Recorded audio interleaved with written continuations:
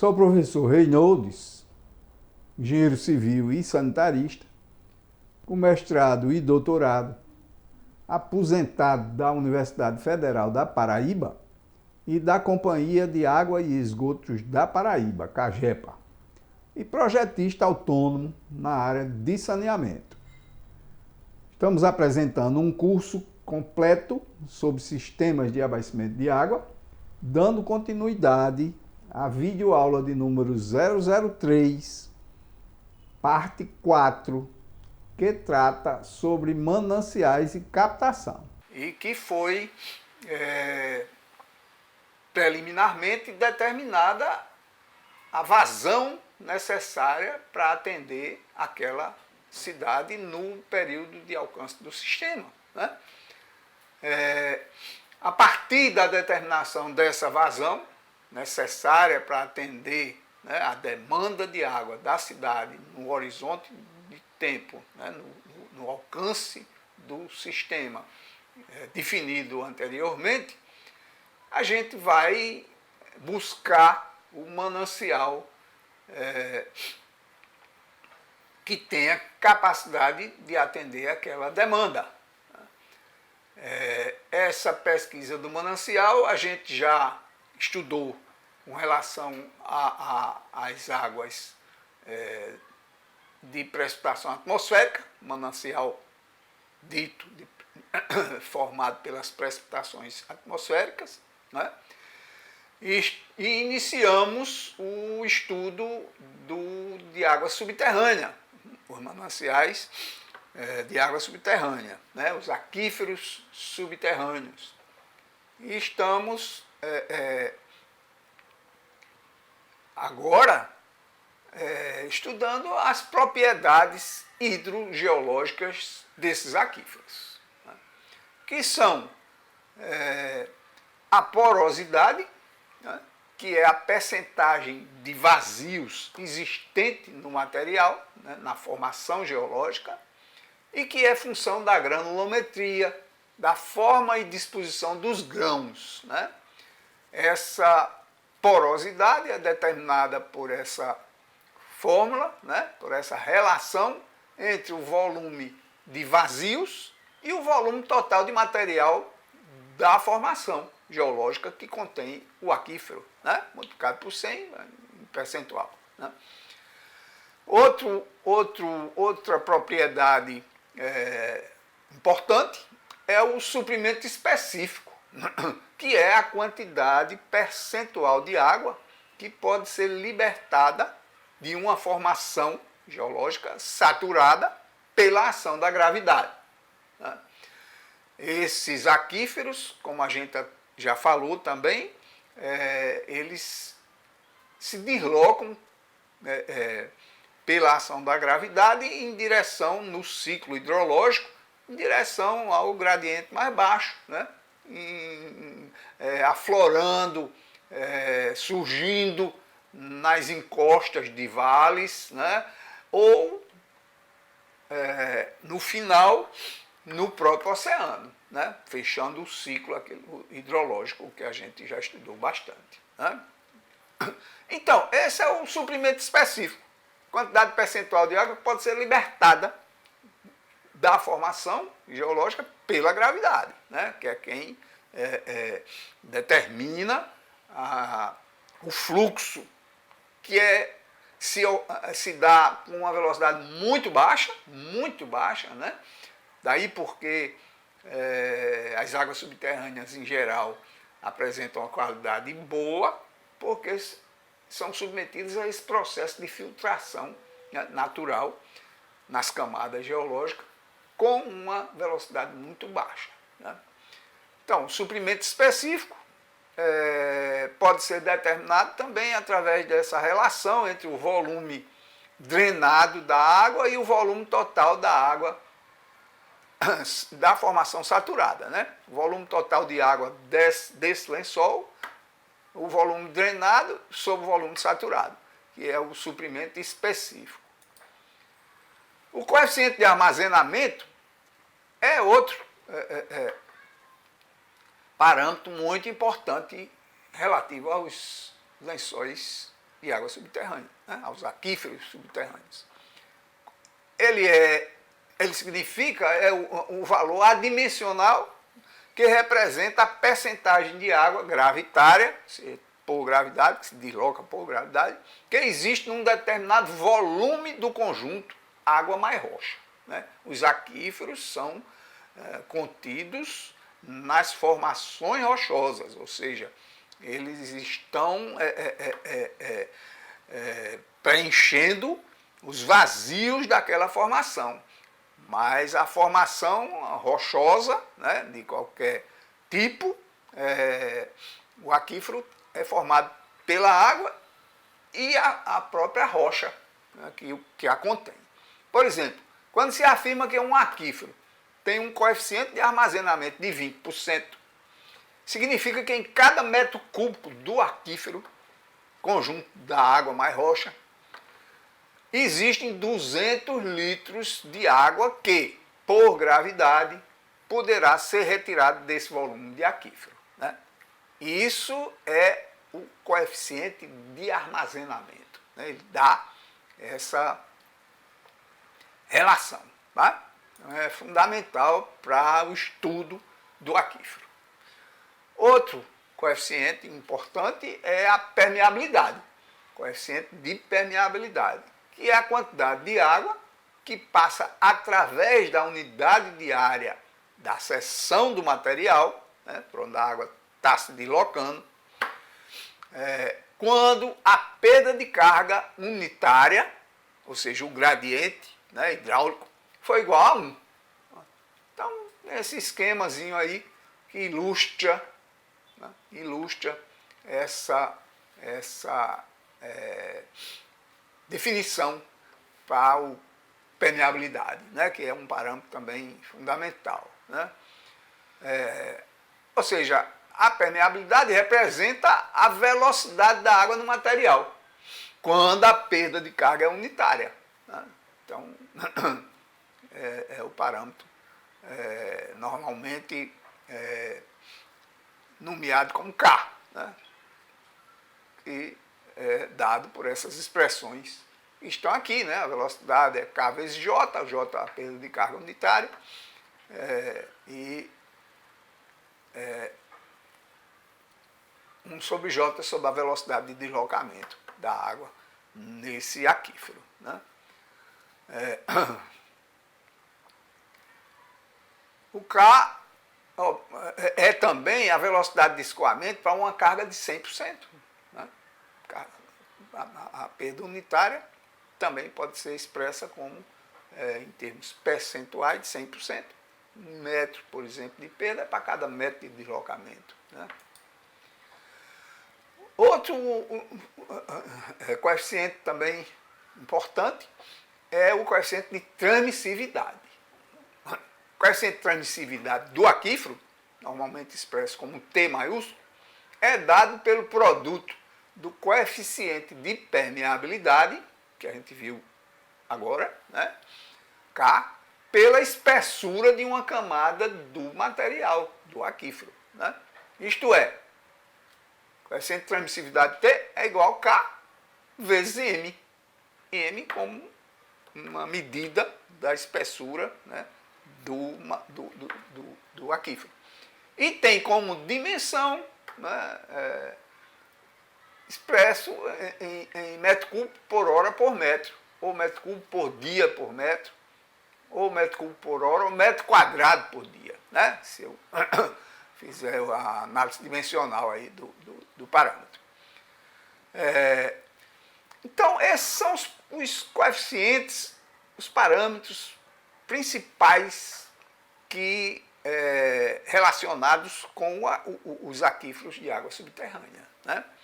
E esses aquíferos, eles podem ser estudados através de desenvolvimento matemático realizado com base em um regime permanente, né? Ou um regime variado. Ou seja, a gente pode estudar esses aquíferos dependendo de suas características principais, né? Através da determinação desse aquífero como submetido a um regime permanente, ou seja, invasão, né, constante em determinadas seções, né, ou um regime variado, não equilibrado. Né. Então, o estudo desses aquíferos, que a gente vai ver em seguida, né, de forma bem resumida, como eu falei, que a água subterrânea é um assunto muito especializado e que precisa da participação de um profissional também especializado naquela área, né? Claro. No caso, o hidrogeólogo. Né? Mas a gente aqui está mostrando exatamente como se comportam esses aquíferos, né? Para se ter uma ideia da forma de abordar esse tipo de manancial para fazer um projeto a partir do aproveitamento dessas águas subterrâneas. Né? Então a gente está dando essa visão geral, desde a hidrologia, a hidrogeologia, os parâmetros básicos, né, relativos a esses aquíferos, e agora falar um pouco sobre a hidráulica dos poços perfurados nesses aquíferos. Essa é uma imagem representativa, né, de um poço tubular, né, com os seus respectivos parâmetros e características. Né, um poço tubular esquematizado aqui nessa imagem. Então, o tubo que forma o poço, né, poço a gente vai ver como ele é perfurado, como ele é escavado, né, os métodos de construção desses poços e as características principais desses poços. Né? Então a gente tem o poço com uma determinada vazão de exploração, né, vai ser o objeto principal daquela construção, né, daquela instalação, que é atender a vazão demandada pela cidade no final do plano. Né? Ou seja, aquela vazão máxima diária. Claro que se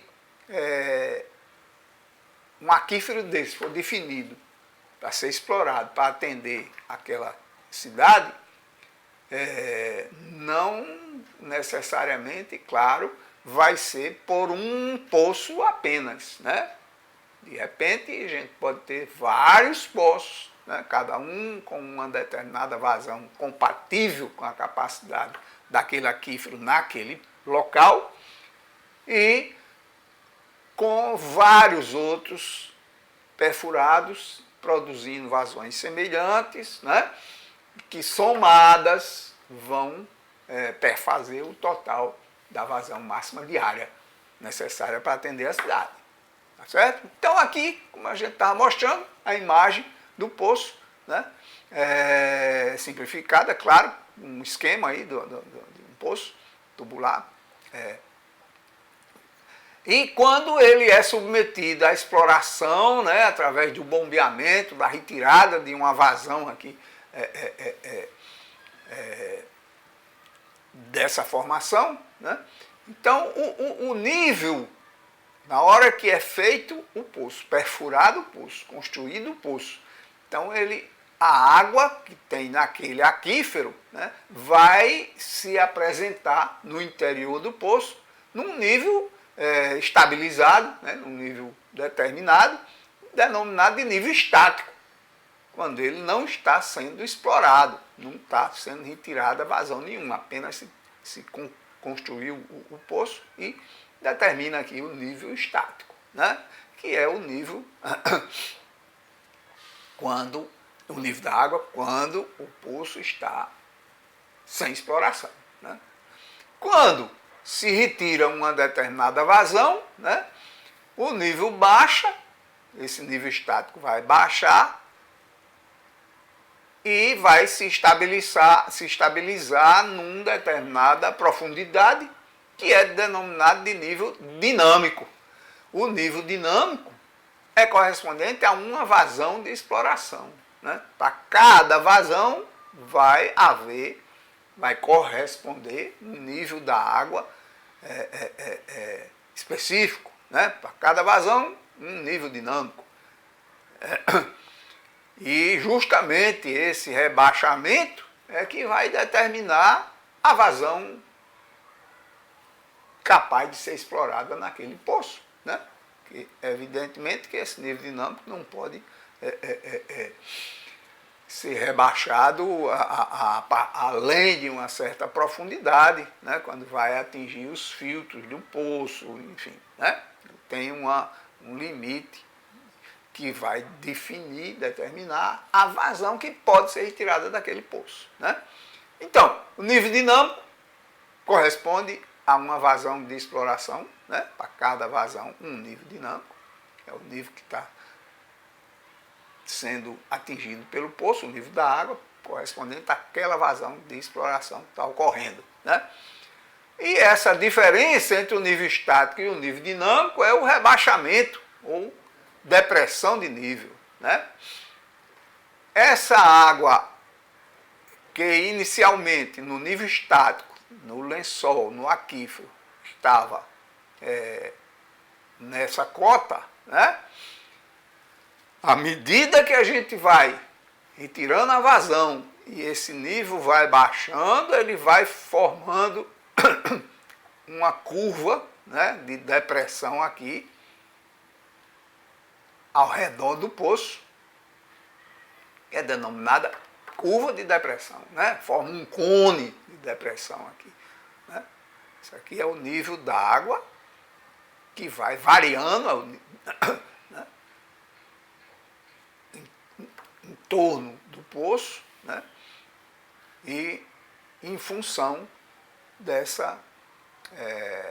rebaixamento provocado pelo bombeamento da água do poço.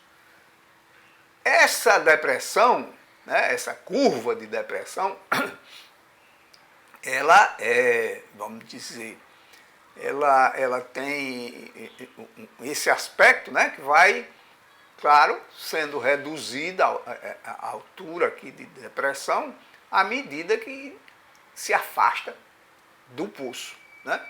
Então, de forma, como eu disse, esse cone de depressão, porque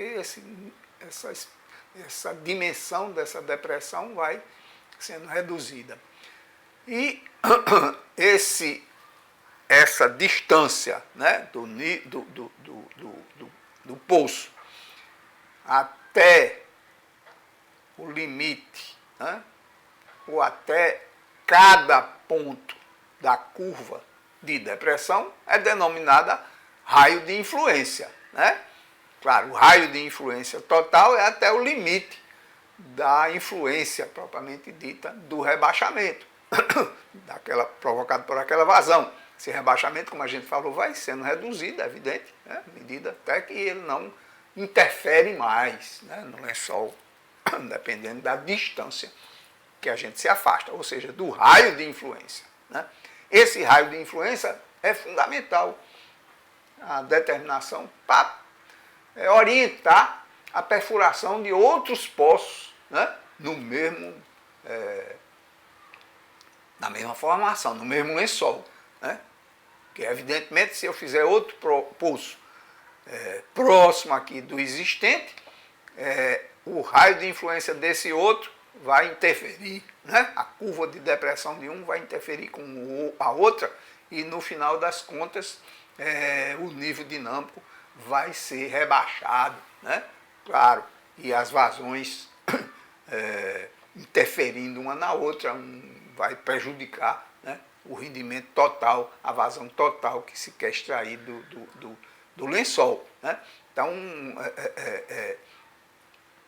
quando se perfura um poço, tem um poço desse, né, de maior capacidade, por exemplo, próximo aqui do poço que está em funcionamento, se não houver esse cuidado, esse estudo, essa determinação, esse nível dinâmico vai baixar mais ainda, vai ser rebaixado, né, do poço que está em operação também, e vai ficar em conjunto com aquele outro, um interferindo, influenciando no outro. Tá? Então essa é a questão do raio de influência, né, que é muito importante. Aqui é o mesmo esquema, só que com um pouco mais de detalhe, né, e relativo a um poço freático, né? A gente mostrou a diferença do lençol freático para o lençol artesiano, sob pressão. E agora está mostrando aqui o esquema de um poço no lençol freático e vai ter o outro no lençol artesiano, né? Em seguida. Então aqui é o lençol freático, mas as características, os parâmetros fundamentais são semelhantes, né? O nível estático, mesma coisa, tanto faz ser o lençol freático como o lençol artesiano, né? É o nível quando a água atinge, quando não está sendo bombeado, né? É o nível estático. E o nível dinâmico é o nível dinâmico de equilíbrio, né? Que para cada vazão de exploração é manifestado um nível específico relativo àquela vazão, né? Então o poço vai sendo bombeado na hora de testar e vai buscar, né? O nível vai baixando, o nível dinâmico vai variando, né? Até atingir um nível em que ele estabilize, né? Nível dinâmico. Aí é a capacidade, né? A vazão que pode ser explorada para o rebaixamento relativo àquele nível dinâmico, né? Aqui tem as curvas de depressão, né? Os rebaixamentos, né? Em cada ponto aqui da curva, nesse caso, aqui o S0 para o nível dinâmico relativo, né? E aqui o S, o rebaixamento numa distância, né? R de raio de influência, né? Para aquela vazão de exploração, né? Então o raio de influência total e a altura, a espessura do lençol que está sendo explorado, né? Então isso aqui, como eu falei, a imagem de um poço perfurado no lençol freático, sob bombeamento com vazão constante, né? Então a partir dessa estabilização do nível dinâmico para uma determinada vazão constante, né, se define a capacidade do lençol, do poço especificamente, para atender aquela demanda, repetindo, que a cidade vai apresentar no futuro, né? Essa também é a imagem, como eu falei, do poço perfurado num lençol artesiano, um aquífero artesiano, né? Então, como eu falei, os parâmetros são semelhantes, né? Nível estático. Pode se mostrar logo uma diferença na hora de perfuração do poço e posteriormente, assim, porque o nível estático num lençol artesiano, né, ele é função da mesma forma que o nível dinâmico, ou que no poço freático, da piezométrica, né, do aquífero. Então, num poço artesiano como esse, essa linha piezométrica pode estar passando acima da superfície do terreno no local do poço, e aí o poço vai jorrar, né? O nível estático vai estar numa cota superior aqui, né? Se eu colocar uma tubulação aqui na extremidade do poço, essa água vai subir até um determinado nível e aí estabilizar naquela cota piezométrica local, né? Isso é uma diferença que se observa quando se perfura um poço num lençol artesiano. O nível de água, quando atingido, né, na perfuração, aquela água vai subir até um determinado limite, que é o nível estático, que pode ficar abaixo, né, da superfície do terreno, igual ao, aparentemente, né, igual ao pulso freático, ou ele pode jorrar, né, dependendo, como eu falei, das condições do lençol artesiano naquele local. Tá? Aí o resto é o aquífero confinado, né, que é o que contém aqui o lençol artesiano. Esse aquífero está confinado entre uma camada impermeável e outra, né?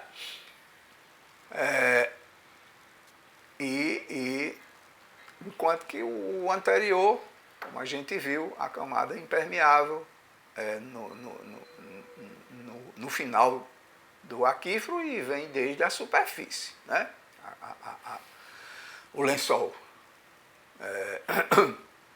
podendo estar situado a uma certa profundidade, mas ele quando é perfurado o poço que lá atinge aquele nível lá no freático, né?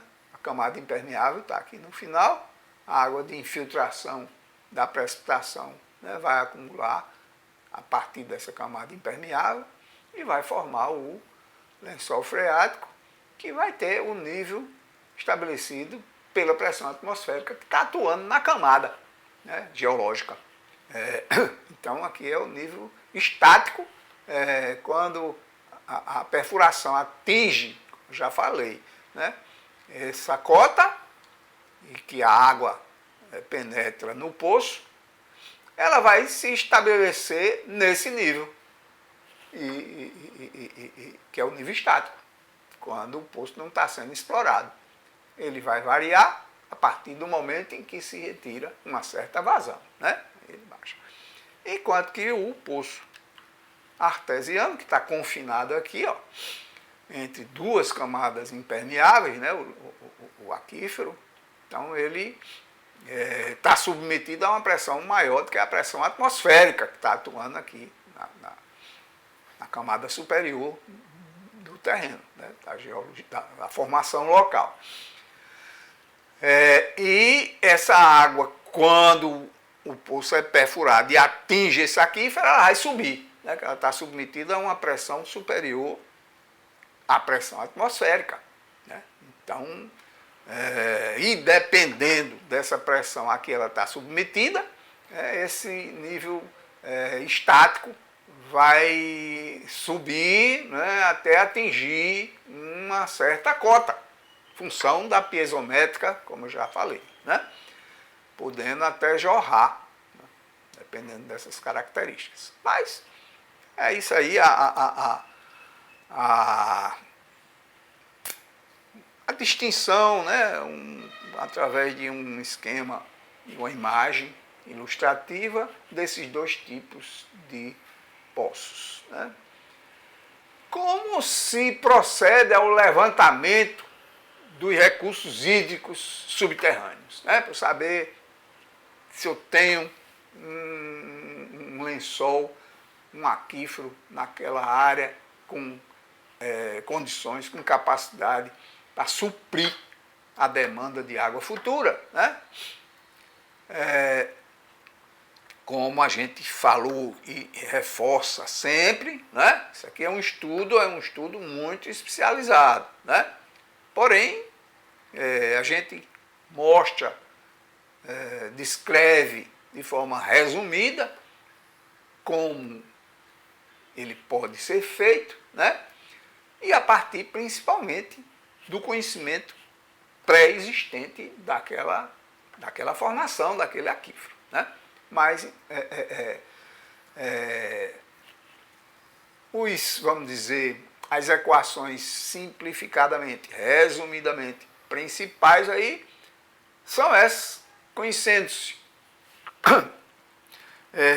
o coeficiente de transmissividade e o coeficiente de armazenamento, S, né, o T e o S de um aquífero foram aqueles coeficientes que a gente apresentou nos slides anteriores, pode ser avaliada a vazão de água subterrânea em escoamento. Aquela água que está se deslocando lá no aquífero. A partir daí, se determinar o projeto do poço para tirar uma determinada vazão daquela formação, daquele aquífero, né? Então, a partir desses coeficientes, né? Sabendo que a vazão é a permeabilidade vezes a perda unitária vezes a área da seção transversal de deslocamento do aquífero, né? Pode chegar a uma vazão, né? Provável de extração daquele aquífero, né? O volume de água do aquífero também pode ser avaliado, né? E a partir daí fazer o projeto da captação da água subterrânea, né? Então, a orientação, inclusive da norma, né, de projeto de poço da BNT, que a gente já se referiu também, né, orienta essas atividades para a elaboração desse projeto, né? Mas precisa ser determinado basicamente a localização, né, que pode ser feita de duas formas principais, vamos dizer assim, de duas alternativas, né? Conhecendo o aquífero através de poços e estudos existentes, tem alguns aquíferos em algumas regiões bastante conhecidos, né, explorados já há muito tempo para muitas finalidades, né, e que têm suas características principais bem conhecidas, né? E aí, conhecendo o aquífero através de poços e estudos existentes, determina os parâmetros, aqueles parâmetros que a gente acabou de falar, e projeta a nova captação. Projeta o novo poço ou outro tipo de captação de aquífero, né? Fonte, mas basicamente e principalmente através de poço, né? Então se projeta a nova captação. Se desconhecendo o aquífero, né, não se tem estudos anteriores existentes relativos àquele aquífero, então precisa efetuar os estudos geológicos e geofísicos. Constroem poços pilotos e de observação. Determina-se os parâmetros, aqueles mesmos parâmetros, né, aí através de poço piloto, e projeta a nova captação. Essas são as orientações, né, para elaborar projeto de captação de água subterrânea. Em qualquer caso, a localização da obra de captação deve atentar para os aspectos econômicos, né, operacionais e sanitários, né? O aquífero, por mais que seja uma água, né, subterrânea, no caso, contida nesses aquíferos, que tenha sido filtrada, né, na natureza, em geral, apresentando boa característica, boa qualidade físico-química e bacteriológica, ela pode apresentar aspectos negativos, dependendo da formação que ela atravessa, né? Pode apresentar substâncias dissolvidas que precisam ser retiradas ou reduzidas, né, na água. Pode apresentar ferro e outras substâncias dissolvidas naquela água em função da formação que ela atravessa. A água é um solvente, chamado solvente universal, né, até.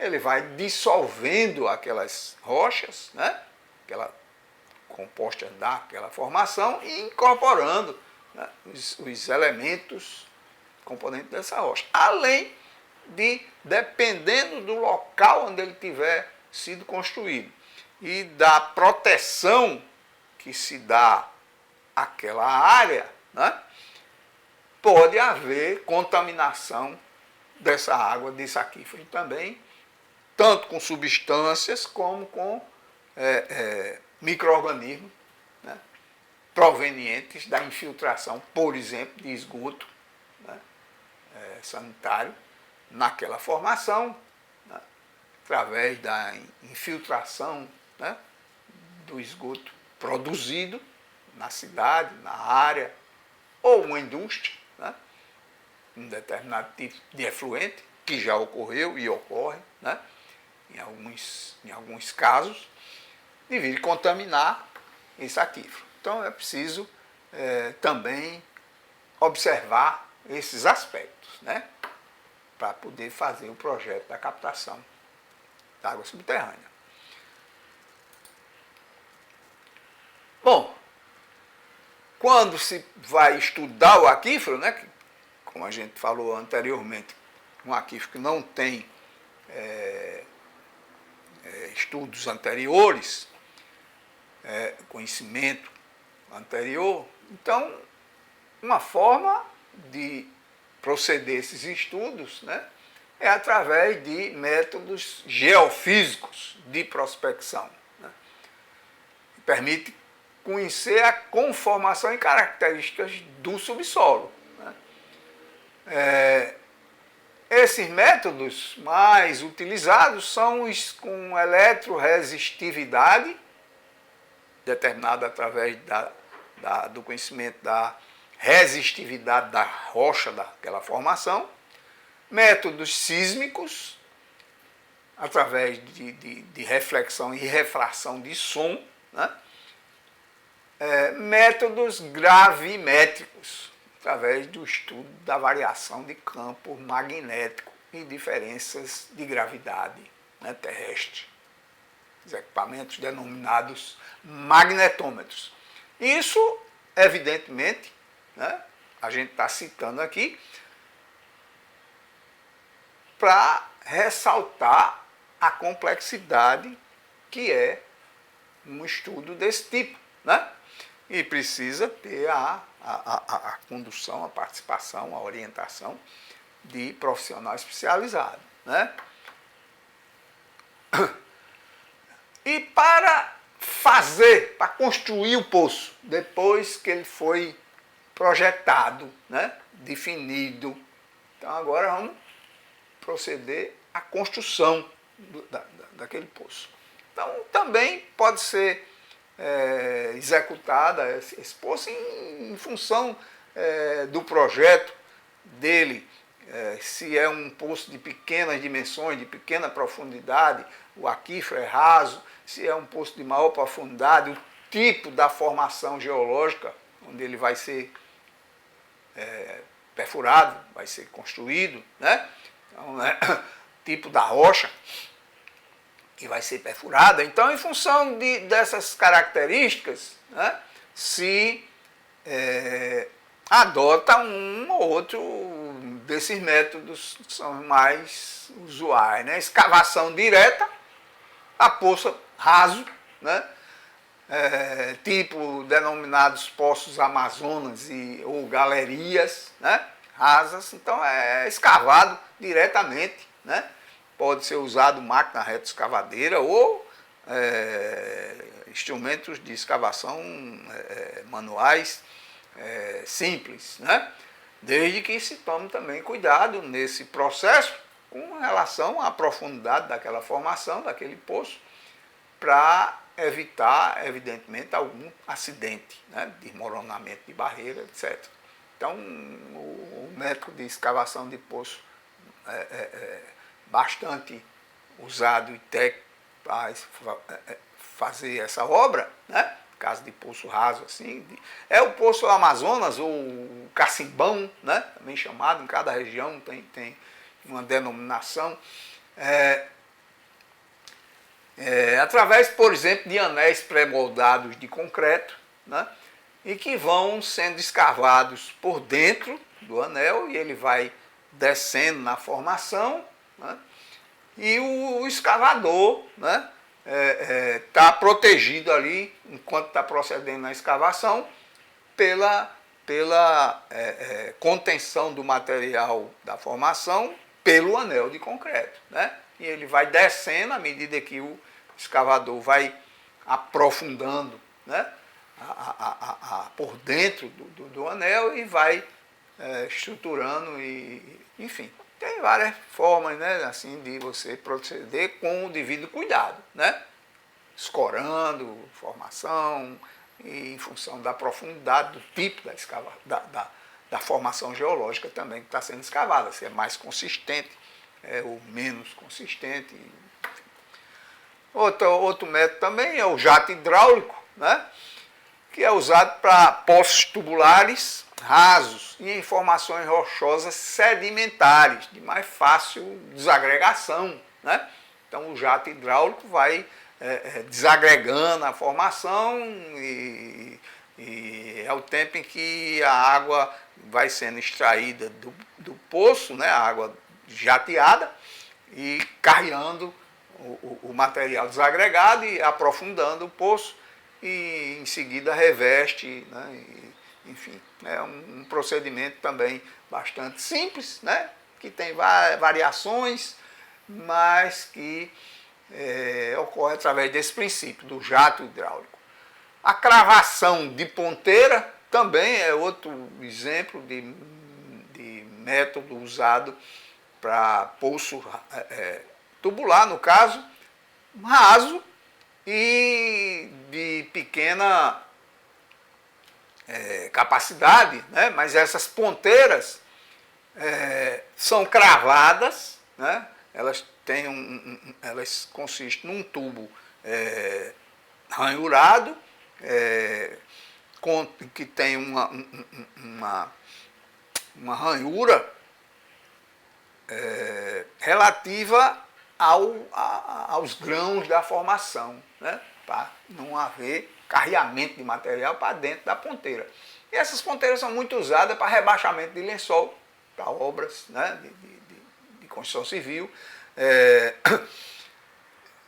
em bateria, né? Você instala várias ponteiras, elas são interligadas por uma mangueira que é conectada a uma bomba de sucção, né, que vai succionar essa água que penetra nessas ponteiras de pequenas dimensões, né? E aí encaminha. Então, é uma tecnologia que também pode ser usada dependendo daquela vazão, espessura do lençol, nível d'água, etc., né? E finalmente, os dois métodos para perfuração de tubos, de poços tubulares de maior profundidade em qualquer tipo de formação, né, são utilizados esses dois processos aqui, que é o hidráulico rotativo e o hidráulico e o de percussão, né? Aqui a gente apresenta algumas imagens, né, desses poços que a gente falou, inclusive vai chegar nessas máquinas de perfuração de poços, a percussão ou rotativos, tá? Então aqui é uma fonte de encosta, né?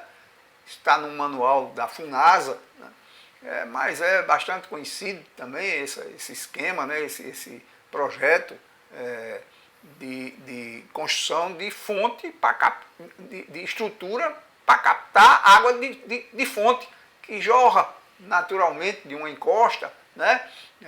Um morro tem aquelas fontes surgentes, então uma forma de captar água dessas fontes, que é de um lençol normalmente aqui raso, né? Freático, então você tem aqui a formação impermeável, a formação permeável, sedimentar, que contém o lençol até um certo nível, né? Intercepta esse fluxo aqui através de uma estrutura permeável, né, de pedra, de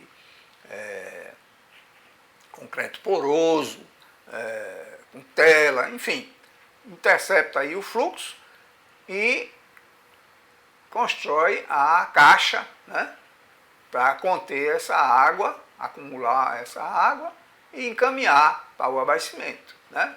Fonte de encosta. Né? Para pequenas vazões, normalmente. Né? Ela pode também ser feita uma galeria, né? Em vez de ser uma caixa, vamos dizer, de volume reduzido, pode ser uma galeria transversal aqui ao aquífero, né? Com uma dimensão maior, até em tubo, perfurado, drenante, drenos, enfim. Estruturas para captar essa água de aquíferos rasos, freáticos, jorrantes, né? Em encostas aflorantes. Aqui é um poço daquele tipo Cacimbão, Amazonas, né? De grande diâmetro, pequena profundidade, né? Utilizado para também captar água de lençóis rasos, né? Relativamente rasos, profundidade aí desde 4, 5, 6 metros de fundura até 20, 30, né? 40 metros, já uma profundidade muito elevada, porque aí já vai ter que ter um cuidado maior com o projeto, né? Estrutural de contenção da formação ao redor do poço. Então ele tem grande diâmetro, pequena profundidade. Essa aqui é uma outra foto, uma outra imagem, né? De um poço desse tipo, usado muito na área rural, né? Que é escavado de várias formas, né? Como a gente já comentou, né? Então tem o poço, quando ele atinge a formação, o lençol, as paredes são construídas com material permeável, né? Para permitir a entrada da água do lençol no interior do poço. Né? E ele deve ter o cuidado de ser bem protegido, né? Para evitar a entrada de animais, insetos, etc. Né? Claro. E cuidados com a contaminação dessa água, né? Porque uma construção, por exemplo, de uma fossa nas proximidades dessa área, né? O material que sai da fossa, o resíduo, o esgoto, vai ser encaminhado para um sumidouro, né? Uma escavação no solo, para infiltrar essa água no subsolo, justamente. Né? E essa água ainda tem um nível de contaminação muito elevado. Né? A água proveniente da fossa cética, por exemplo. Né? Ela reduz matéria orgânica do esgoto até um certo grau, mas a contaminação é muito alta ainda. Né? Não tem como. Então, tem que, se vai usar um poço desse tipo, né? Uma captação dessa, um lençol freático, é preciso cuidado com a proteção desse lençol em qualquer circunstância. Né? Esse é o jato hidráulico e a cravação de ponteira, que está a ponteira, ó, né? Ela é cravada, né? Normalmente com percussão, né? Batida. Ela tem uma ponta rígida aí, ó, pá. Esse trecho inicial dela, que ela é comprada já pronta assim, né? É telada para entrar a água do lençol, né? E daí para cima um cano, né, que vai se conectar lá com a bomba de sucção normalmente. Então é instalada uma bateria de ponteiras dessa para atingir aquela vazão que se necessita. Tá? E aqui o poço perfurado com jato hidráulica, né? Hidráulico, ou percussão, né? Poço mais simples. Aqui já se mostra uma máquina de execução de poços, né?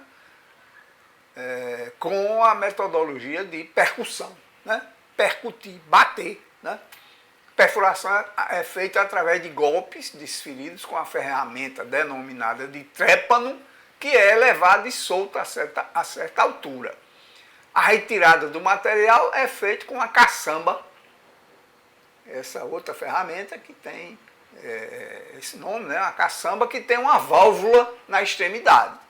Então você bate e em seguida, né, a rocha, a formação é desagregada e é colocada a caçamba, né, que tem uma válvula na extremidade e que ela é introduzida aí e coleta o material desagregado que é preso nessa caçamba, né, retido pela válvula que tem na extremidade. E aí vai tirando o material e perfurando com a percutindo.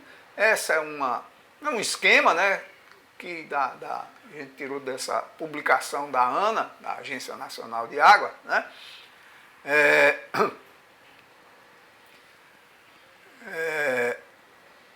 E que mostra a máquina esquematicamente também, né? A máquina, a fotografia, mas aqui é o esquema do poço sendo perfurado numa formação rochosa, né, através desse método. E aqui outra máquina semelhante, né, perfurando, aqui já com a caçamba acoplada, recolhendo, né, aqui batendo e aqui recolhendo o material desagregado. Né. E posteriormente é feito o revestimento, a colocação dos filtros nas entradas das camadas de água subterrânea que foram atravessadas, né? Então coloca os filtros, que são parte da tubulação de revestimento. Só que nesses trechos em que há a entrada de água subterrânea, são colocados filtros, né, de material também diverso, mas de resistência, né, similar, né, ao tubo que extrai a água do lençol. Né?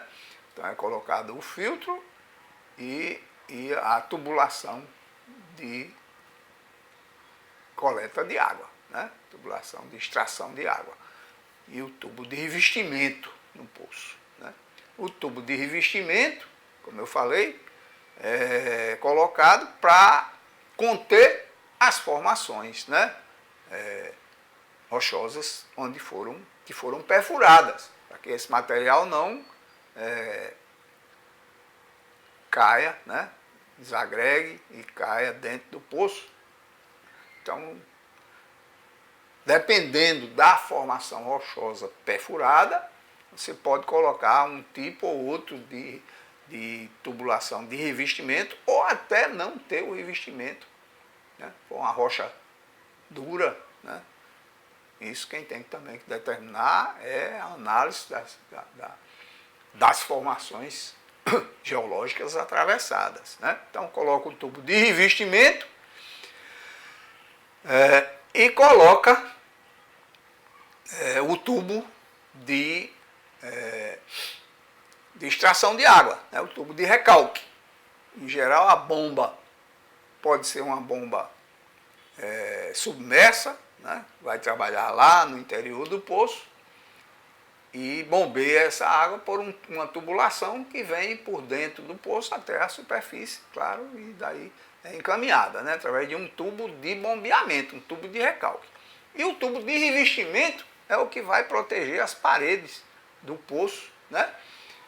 De desmoronamento, né? Da estabilidade, e que é função da formação, do tipo de formação geológica que foi perfurada, como a gente já falou. Tá?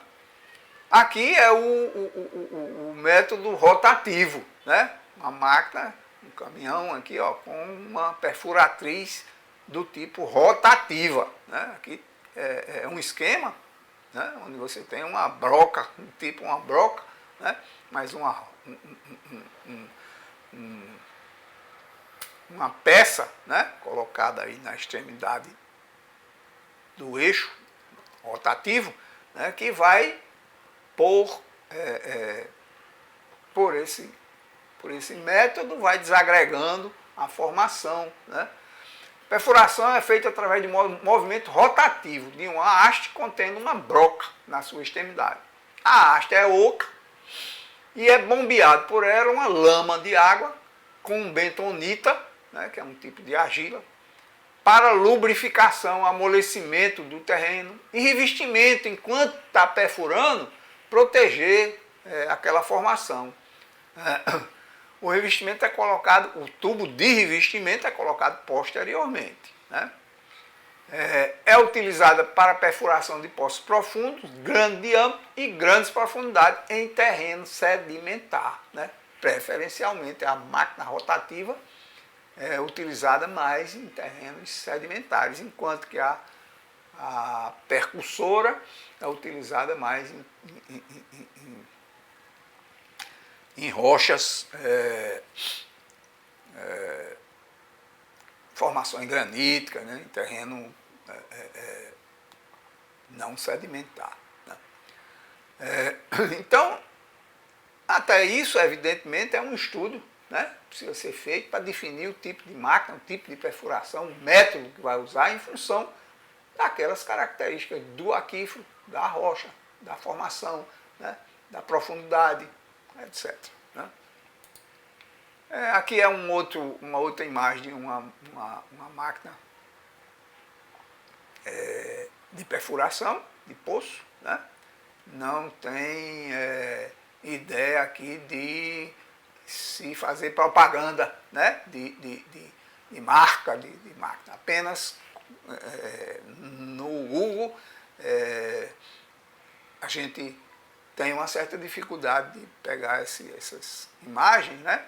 E essa daí apareceu e a gente colocou aí, né? Para ilustrar bem uma máquina dessas. São máquinas caras, né? Como essas aqui, ó.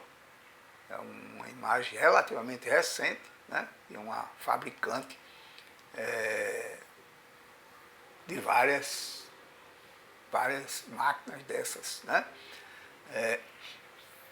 que vão atender diferentes condições, como a gente falou, da formação do local. Então, visto essa questão dos mananciais atmosféricos e dos mananciais subterrâneos, vamos agora estudar os mananciais superficiais, né? Que constitui o tipo de manancial mais usado, né, aqui na região Nordeste e no Brasil de uma maneira geral para abastecimento público, né? Apesar de que o Brasil dispõe também de alguns mananciais subterrâneos bastante importantes, né? Mas na região onde ocorrem as cidades, as capitais, etc., o manancial mais usado, porque mais disponibilizado pela natureza, são os mananciais superficiais. Né? Praticamente todas as nossas capitais de estado, as grandes cidades do Brasil, e aqui na região Nordeste especialmente, né, também devido a formações geológicas serem pouco propícias, né, à disponibilização, à existência de aquíferos de grande armazenamento, né, de aquíferos ricos, de aquíferos subterrâneos que possuem capacidade maior, né? Só em algumas regiões a gente tem alguns aquíferos subterrâneos também, né, no Nordeste, importantes, mas na maior parte do Nordeste setentrional, do Nordeste semiárido, os aquíferos subterrâneos são pouco disponíveis. Né? Então, a maioria das cidades é atendida através de mananciais superficiais. Apesar de que os rios, as águas superficiais, né, no Nordeste, nessa área, também são muito escassas, né? Principalmente porque eles são função como a gente viu no ciclo hidrológico, das chuvas, né, das precipitações atmosféricas. E essas precipitações têm uma variação muito grande aqui nas regiões do Nordeste e na região do semiárido, uma variação ainda maior, né? Tanto que os nossos rios, na quase totalidade, né, aqueles situados no Nordeste semiárido, são temporários, né? A gente tem, aqui na Paraíba, por exemplo, não tinha nenhum rio perene, né, que flui o ano todo. Só flui, só tem água quando ocorrem as precipitações atmosféricas, as chuvas, no período de inverno. E se o inverno for razoável, né? Então, daí porque eles são os mais usados, porque mesmo com essa condição, podem ser, né, barrados e acumulada essa água no período das chuvas para ser usado o ano todo, né? Enquanto que as formações aquíferas são ainda menos disponíveis, né? Então vamos estudar com bastante cuidado, né?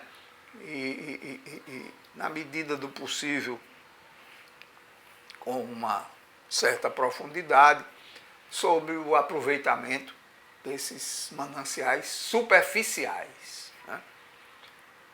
Que são aqueles, como a gente já viu, encontrados na superfície da Terra, formados de acordo com o estudo do ciclo hidrológico, pela parcela de água de precipitação atmosférica, que escoa superficialmente, né? Isso é o manancial superficial, né?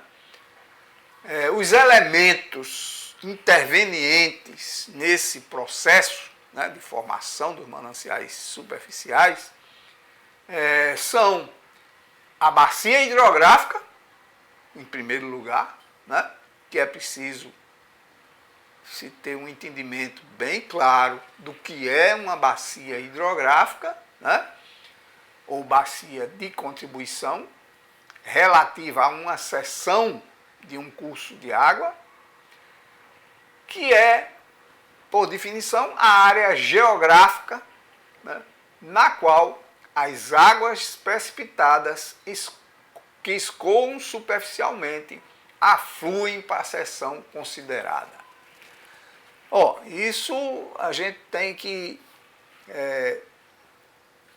observar com muita atenção, né, para ter um entendimento seguro dessa questão, né? Então aqui a gente pegou essa imagem, né? Tem muita imagem de bacia hidrográfica disponibilizada na internet e nos projetos, né, de abastecimento de água. Só que nos projetos é apresentada em termos de topografia, né, que não dá uma visualização muito boa para o entendimento do que é a bacia, né? Então a gente pegou essa imagem de uma que a gente considerou que seria mais interessante, mais fácil de discernir, né, o que é a bacia hidrográfica. Então a bacia hidrográfica é sempre referida a uma seção do rio, né? Então você tem um rio que pode ser entendido a partir de qualquer seção, né, feita no seu curso, né? Normalmente o rio aqui, nasce lá nas cotas mais elevadas daquela área geográfica, né? E vai descendo e vai recebendo contribuições de outros afluentes, assim chamados, né, que vêm descendo as encostas daquele vale, né, e vão se encaminhando e contribuindo para aquele rio, vamos dizer assim, principal, né? Então tem o rio principal aí, descendo através daquele vale, né, e recebendo as contribuições dos afluentes que vêm de outras subbacias, né? Ou seja, a água que cai, por exemplo, desse divisor, assim chamado, né? Divisor topográfico. A água que cai nessa área, que é o divisor, é o ponto mais alto, né, dessa formação aqui, ó. Então, a chuva que cai daqui para lá vai escoar para esse riacho, para esse rio que está no vale formado por essa outra bacia, né? Tem um divisor de um lado e um divisor do outro. E a água cair aqui vem para cá e vai terminar no rio principal, né? Essa é um entendimento importante, né, da topografia. As bacias, em qualquer ponto, qualquer região da Terra, qualquer área vai estar contida numa bacia, né, hidrográfica. Porque a superfície da Terra, né, é formada por um terreno que tem as características topográficas determinadas pelo tempo, né? Tempo geológico, determinadas pelo escoamento das águas ao longo desse período de formação, né? Então ela foi escavando e foi sendo drenada, né, em qualquer ponto do terreno para escoar, né, na direção, como a gente falou, do ciclo hidrológico, né, nos gradientes menores, em função dessa topografia, dessas declividades naturais dos terrenos, até afluir para um curso d'água maior, que por sua vez vai fluir em direção ao oceano, lá de onde houve o início, né, do ciclo, através da evaporação. Então, todo o terreno vai estar contido numa bacia. Agora, por exemplo, essa bacia aqui, ó, referida a essa seção desse rio, né, sempre eu vou me referir a uma seção. Quando eu falar de uma bacia, devo me referir a uma seção.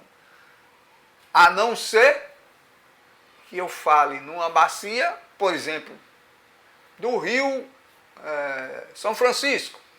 Então, se eu não disser referida a que seção, eu estou falando da bacia total do rio, desde as nascentes até o estuário, até a desembocadura, no caso no Oceano Atlântico, aqui na costa do Nordeste, né? Então é a bacia desde a nascente até a foz do rio. É a bacia, se eu não falar em seção. Normalmente a gente trabalha a bacia do rio São Francisco na seção determinada pela barragem de Sobradinho. A bacia do São Francisco é referida à seção da barragem de Paulo Afonso. Então é uma bacia que é formada, né, a partir dessa seção considerada. Né? Então, nesse caso daqui, ó, esse exemplificado, esquemático, né, a gente tem a barragem nessa seção, toda a água que cair, ó, desse divisor,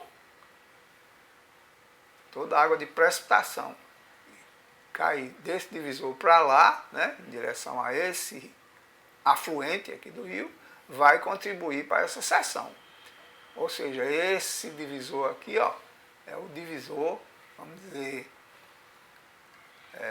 final, né, dessa bacia hidrográfica. Toda a água que cair aqui vai escoar através de um afluente ou diretamente pelo rio principal até a seção considerada. Essa é a bacia hidrográfica e ela é fundamental para o entendimento da hidrologia, né, da água de superfície, de uma maneira geral. Bacia hidrográfica, relativa a uma seção do curso de água, ou um lago é a área geográfica que contribui, né, que escoa superficialmente e contribui, aflui para aquela seção.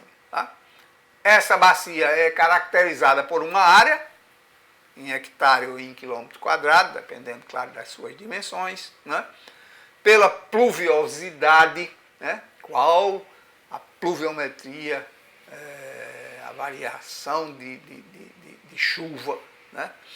Que ocorre naquela bacia, a altura, né, de chuva, a quantidade de água precipitada por unidade de superfície, a duração das chuvas, né, que é o tempo decorrido entre o início da precipitação e o seu término, e a intensidade, outro parâmetro importantíssimo, né, relativo à água de superfície, a intensidade das precipitações pluviométricas, que se referem à velocidade da precipitação, né, a quantidade de água precipitada num determinado tempo. Essa chuva intensa é a que vai provocar, desencadear, por exemplo, as cheias, né? As vazões de cheia, chuvas intensas. E são determinantes para o dimensionamento de estruturas hidráulicas em água de superfície, né? Estruturas hidráulicas só não, né? Estruturas hidráulicas, principalmente, claro, de captação de água, de barragem, mas também, por exemplo, estruturas com pontes, né? Por onde fluem rios sob seus vãos. Então, o vão da ponte tem que ser determinado em função dessas vazões de cheia, né? Águas que caem na bacia hidrográfica, uma parte, como a gente viu no ciclo hidrológico, infiltra, outra evapora e outra escoa superficialmente, né, formando os mananciais superficiais. Essa é a questão, né? Aqui está aquela mesma imagem da bacia, né? Um pouco estendida. E aqui um esquema, né, de um rio fluindo num vale estreito e mostrando, destacando aí a importância da preservação, né, da vegetação marginal aos mananciais para conter processos de erosão, por exemplo, como está mostrando aqui na margem oposta, né? A chuva precipitada numa encosta desmatada e com erosão, né? E esse material erodido vai se depositar aí no rio, aterrar o rio, enfim, com todos os problemas, além dos riscos, né, para a população usuária aí do rio. Então, a importância da preservação da vegetação marginal, local, né, ao longo das margens do rio, nas áreas de preservação permanente, bem definidas na nossa legislação e que, infelizmente, muitas vezes não são devidamente respeitadas, né? Mas aqui é uma imagem do mapa das bacias hidrográficas do Brasil, né? Que são essas aí, ó, a bacia amazônica, né? A bacia do Amapá, a bacia do Nordeste, aqui, ó, que pega várias bacias mesmo, né? Não são subbacias, são várias bacias mesmo, porque são rios que desaguam no mar, né? No oceano, desde sua nascente. Então, basicamente, ele tem uma bacia específica, própria, né? Mas como são menores, né? Então a agência de águas, né, classificou, juntou, agrupou, né, para facilitar até o controle, né, e a manutenção, fiscalização dessas áreas, né. Então a bacia tem um plano diretor, cada uma, né, seu plano de desenvolvimento próprio. Então a bacia do Nordeste, a bacia do Tocantins, né? São Francisco, bacia aqui, ó, importantíssima, né? Para o Nordeste, principalmente. A partir dela que está saindo o canal da transposição, né? A partir do São Francisco e atendendo, complementando, né? O suprimento de água de superfície para uma região grande do Nordeste, uma área grande do Nordeste, nesses estados aqui, ó, Pernambuco, Rio Grande do Norte, Paraíba, Rio Grande do Norte, Ceará. Né? E tem um programa de desenvolvimento importante aqui para a área, né? Fruticultura, etc., irrigada. Enfim, essas são as bacias do Brasil, né? Leste, Sudeste, Uruguai, Paraná, cada uma com as suas, para a gente ter uma noção, né? Dessas, a gente falou muito em bacia, cada um rio desse aqui tem uma bacia também, né? Uma subbacia, no caso, um afluente desse rio aqui. Né? Cada seção que eu adotar vai ter uma bacia hidrográfica correspondente, cada seção do rio que eu estiver estudando. Né? Bom, a NBR 12213, né, orienta para projeto de captação de água de superfície, para abastecimento público. Né? A gente está sempre citando para cada unidade que está sendo estudada, né?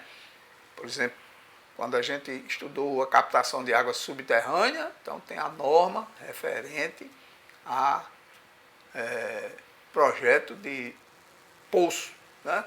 Tubular, para extração de água subterrânea. E aqui tem essa de projeto de captação de água de superfície, de uma maneira geral. É claro que a gente precisa considerar, ler, né? E observar, né? As orientações dessas normas.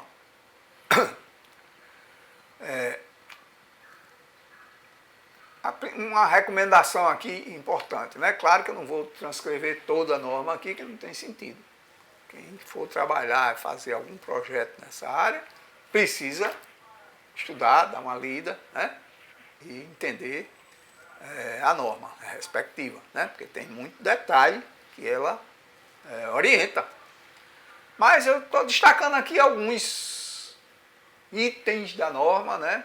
Interessantes, importantes para a gente observar. Esse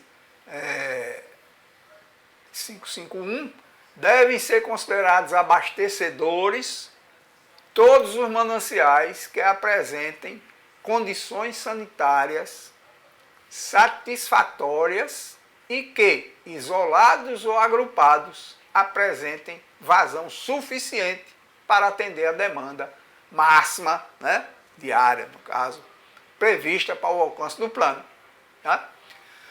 Ou seja, a análise do manancial, que é um ponto chave, né, na elaboração, na concepção de um projeto, de um sistema de abastecimento de água, devem considerar todos os mananciais naquela área que apresentem condições sanitárias, em primeiro lugar, satisfatórias, né, não sejam tão poluídos ou contaminados num nível determinado também pela norma, né, porque o tratamento, na grande maioria dos casos, pode adequar, né,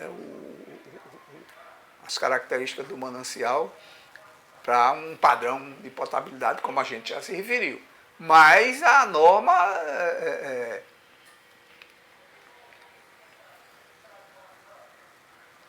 o levantamento das condições sanitárias, com vista à escolha do ponto de captação, deve ser feito por inspeção sanitária realizada, né? e deve atender ao disposto nessa norma, 12.216, para que o manancial seja considerado satisfatório sob o ponto de vista sanitário. Tem as limitações estabelecidas aqui nessa norma, tá? Mas deve-se analisar todos os mananciais disponíveis na região para escolher o mais que vai resultar numa solução mais econômica, né? Então, com essa imagem dessas máquinas perfuratrizes de poços tubulares, né, a gente encerra essa parte. Faremos agora uma pausa, concluindo esta quarta parte da videoaula de número 003, que trata sobre a unidade de mananciais e captações. Continuaremos com a quinta parte deste assunto na próxima apresentação.